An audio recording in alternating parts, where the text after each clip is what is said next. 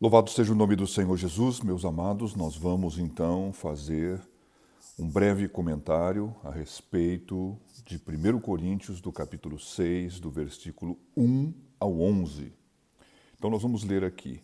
Só que antes de ler e poder comentar, quero dizer o seguinte: a carta do apóstolo Paulo aos Coríntios, ela trata então de algumas questões que são problemas da igreja que são muito recorrentes no que diz respeito à igreja moderna. E observe, então, falar de partidarismo, de divisões, falar, então, de pecados sexuais, falando agora, então, de algumas questões de diferenças, de coisas que ficam mal resolvidas em vários tipos de questões no que diz respeito a ter a necessidade, então, de precisar um julgamento, é uma outra questão que vai ser abordada pelo apóstolo Paulo, que está completamente colocada dentro do contexto que nós vivemos. Então vamos lá. Ousa algum de vós, é uma ousadia, algum de vós tendo algum negócio contra outro, né? Ou seja, algum litígio, ir a juízo perante os injustos e não perante os santos? Bom, quem são os injustos? Os injustos aqui são aqueles que não são cristãos. A justiça que ele está falando aqui, os justos são aqueles que são justificados pelo sangue de Cristo. Ou seja, como é que pode algum membro da igreja ir e levar uma questão que tem contra outro irmão da igreja perante aqueles que não são da igreja, que são chamados de injustos? Então, isso é uma ousadia, diz o apóstolo Paulo. Não sabeis vós que os santos hão de julgar o mundo?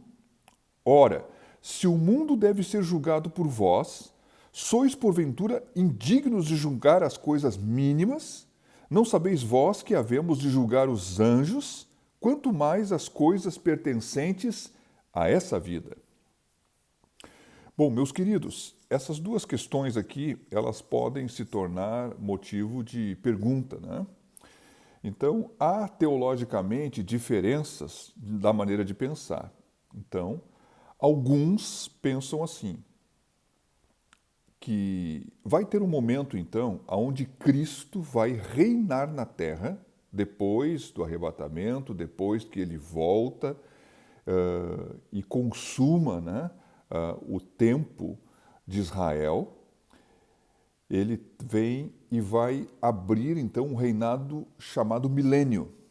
Então, a palavra nos dá entendimento que aqui os cristãos receberão posições de autoridade no mundo, que Cristo vai reinar na terra, né, como rei. E os cristãos então recebem posição de autoridade e poderão julgar o mundo que ainda estiver no mundo. Então, essa seria uma interpretação. Mas há quem também interprete que os cristãos, visto que os cristãos estão unidos com Cristo, isso que eles hão de julgar o mundo estaria falando do dia do juízo final, aonde o Senhor há de julgar as pessoas do mundo. E aí se qualificaria também a questão de julgar os anjos, porque quem vai julgar os anjos é o Senhor. E nós julgaríamos então os anjos porque estamos unidos com Cristo. Bom, isso é o que eu conheço. Mas eu não sei, eu acho que é isso, eu acho que é aquilo. Não é o mais importante. Vou dizer o que é o mais importante.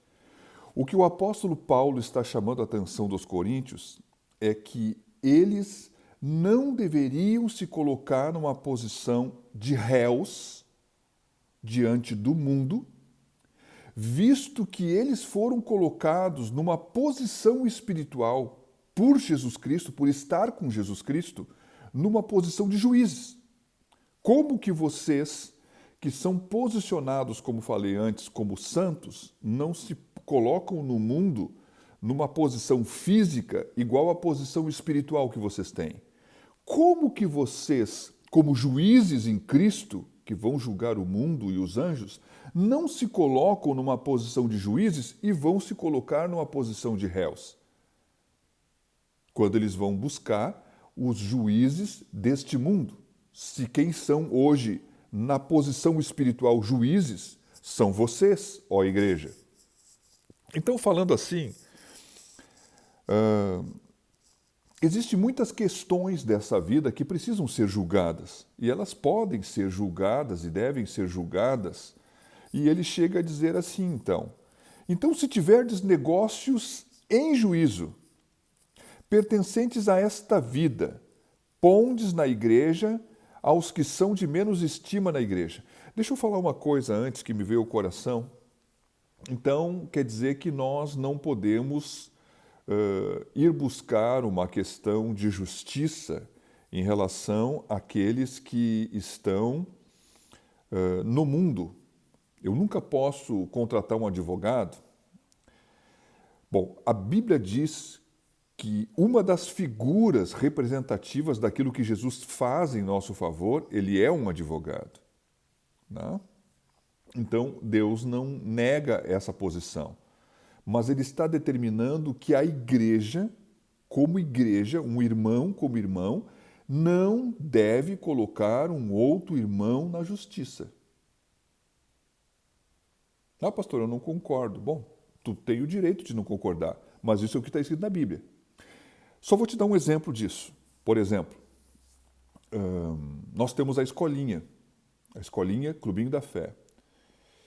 Normalmente, quando nós já tivemos os prejuízos que nós tivemos, quase todos eles até hoje, são relativos a irmãos de outras igrejas, outras denominações, mas nós já vimos no contexto bíblico que todas as igrejas que estão numa cidade, aos olhos de Deus, são a igreja de Corinto, né? Ou seja, a igreja que está na cidade de Corinto.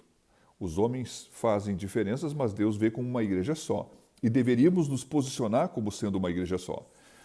Uma outra posição espiritual. Mas nós não colocamos na justiça e não botamos numa prensa diante dos tribunais do mundo as pessoas que não pagam, que são crentes. E isso já nos trouxe prejuízo, porque não temos como botar. Né? Vamos botar, aqui vamos pegar uma coisa assim, vamos botar a igreja na justiça? Vamos botar uma coisa que é da igreja na justiça? Vamos botar um irmão na justiça? Bom, aí mais para baixo nós vamos ver que o apóstolo vai dizer o seguinte, pô, só o fato de ter isso já é uma derrota, já é uma vergonha. Porque o padrão, que não, eu vou ler mais abaixo, mas o padrão seria esse. Sofreis o dano. Tá, pastor, mas aí eu vou ficar numa situação que eu não posso resolver? Não, o apóstolo vai dizer que não. Olha aqui. Bom, então se tiverdes negócios em juízo pertencentes a esta vida, pondes na cadeira os que são de menos estima na igreja. Essa tradução ela não diz realmente o que está querendo dizer. O que ele está querendo dizer é o seguinte, quem tem menos estima na igreja não é irmãos que têm menos estima na igreja. O que tem menos estima na igreja são aqueles que possam se sentar na cadeira de juiz que não são da igreja. Ele não está querendo, então, aqui desmerecer os juízes deste mundo como se eles fossem injustos e imorais. Embora, o que ele está querendo dizer, que a justiça deste mundo, por melhor que ela seja, ela é inferior à justiça que deve ter dentro da igreja.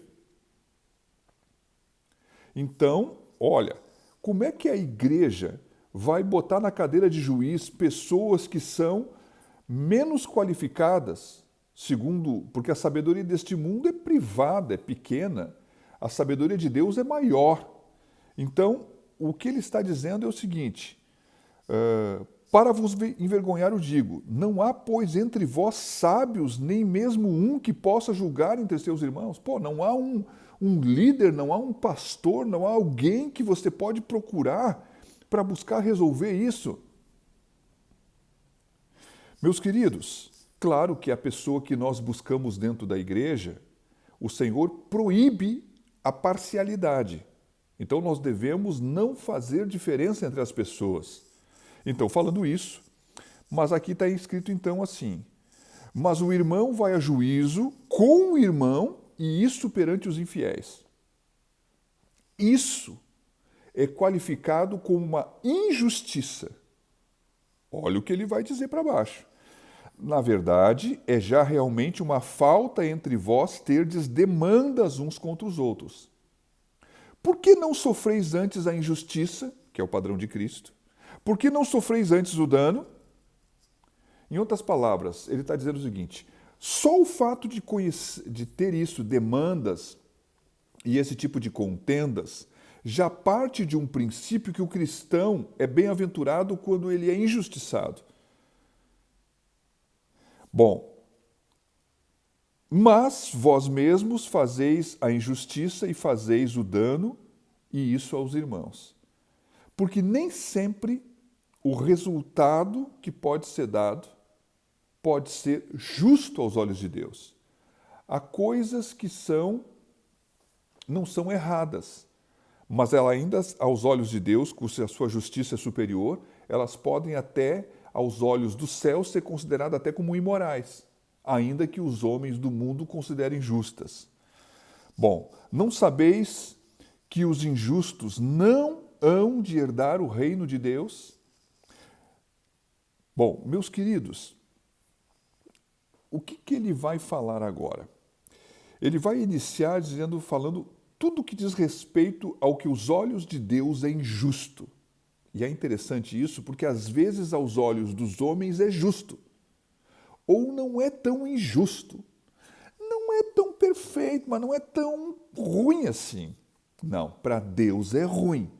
O que ele está dizendo é o seguinte: não é que um cristão pudesse praticar aquilo que ele vai falar embaixo, mas é uma qualificação que aqueles que praticam as coisas que estão aqui embaixo certamente vivem numa injustiça e certamente nem conhecem a Cristo, nem se converteram a Cristo. Porque um cristão não anda nesse tipo de pecado de uma forma contínua, ainda defendendo isso e se gabando disso. Bom, não sabeis que os injustos não hão de herdar o reino de Deus? Não erreis. Então podemos errar. Nós já falamos isso, né, nesse contexto, então nem os devassos, não vou me ater nisso, você pode ver aqui 1 Coríntios 5, que você vai poder ver sobre isso, nem os devassos, nem os idólatras, nem os adúlteros, já falamos também disso, mas podemos falar aqui, os adúlteros são pessoas que são casadas, que têm uma relação sexual com pessoas que não são casadas, ou melhor, com uma pessoa que não é o seu cônjuge, seja o marido ou seja a esposa, que se relaciona com qualquer outra pessoa. Nem os efeminados, bom, o efeminado e nem o sodomita, eu não vou aqui trazer as palavras que são as palavras gregas que estão escritas, elas têm caráter diferente, mas há muita clareza nisso aqui, e eu não vou me estender, mas vou dizer o que significa. Os efeminados são aqueles que permitem que o seu corpo venha a ser pervertido. E os sodomitas são aqueles que são ativos nesse processo de perversão. Então, aqui, dentro de uma relação homossexual, o efeminado é aquele que recebe e o sodomita é aquele que tem a parte ativa. Então, ele está qualificando aqui os dois homens, né? O efeminado e aquele que toma a posição ativa. No caso aqui, falando mais direto, esse é o que recebe, e vou falar assim, e esse aqui é o que pratica a penetração. Então, na verdade, meus queridos, isso vale para homens, isso vale para mulheres. Bom, há uma qualificação. Nem os ladrões, nem os avarentos, nem os bêbados, nem os maldizentes, nem os roubadores herdarão o reino de Deus. Observe que os roubadores, né, os ladrões, os avarentos, observe que nós já falamos sobre isso. Então não temos por que ficar discorrendo muito sobre esse assunto. Mas, de certa forma, para Deus tudo isso é injustiça. É injustiça. Então, roubar alguém, passar alguém para trás, ou maquinar ou fazer coisas ilícitas para que de alguma forma possa lesar as pessoas, né? Por meio ilícito, ou como é que é? Quem sabe até pode chegar assim, ó, sabendo que um bem vale tanto, a pessoa paga aquilo que não vale no momento terrível da pessoa. Isso, aos olhos do céu, já tem uma injustiça. Então, aqueles que querem acumular, mas isso aqui é um meio do negócio. Olha, meus queridos, eu estou dizendo que tange a injustiça. Davi disse o seguinte: eu vou te pagar o preço justo por essa terra. Eu quero dizer uma coisa, no final aqui, que eu acho que é a parte diferente, mas importante, e é o que alguns têm sido, mas haveis sido lavados, mas haveis sido santificados, mas haveis sido justificados em nome do Senhor Jesus Cristo, do Senhor Jesus, e pelo Espírito do nosso Deus. O que ele está dizendo aqui? Ele está dizendo é que muitos dos coríntios que viviam numa cidade portuária pervertida por uma cultura grega que valorizava extremamente o corpo do homem, a sexualidade de uma forma geral, na verdade, ele está dizendo que eles aqui tinham praticado todos os tipos de pecados que Deus considera injustos, que estão acima. Eles foram injustos. Então, isso é o que alguns têm sido, mas haveis sido lavados. Ou seja, tinha bêbado, tinha maldizente, tinha roubador, tinha ladrão, tinha efeminado, tinha sodomita, tinha idólatra, tinha adúltero, tinha devasso, né? Tinha tudo esse tipo de gente, mas eles foram limpos disso. Então aqui está uma descrição que é a possibilidade, ainda mais numa cultura grega, que a questão de muitas práticas homossexuais, né, que existiam dentro de uma cultura, inclusive filósofos praticavam isso. Nós já vemos aqui que o Evangelho veio transformando essa situação. Então dizendo assim, olha, mas vocês que não eram santificados passaram a ser, porque vocês foram justificados no nome do Senhor Jesus e através da ação do Espírito de Deus na vida de vocês. Então, falando isso, o apóstolo está dizendo o seguinte: como que vocês vão permitir, mesmo porque ele já tinha falado que um pouco de fermento leveda toda a massa, e observe que não era só a prostituição descabida, mas também tem questões práticas da vida na questão da injustiça. Quem sabe você tem algum negócio que fez com um irmão e não recebeu ou foi lesado por ele. Pastor, o que eu faço? Procura o irmão pessoalmente.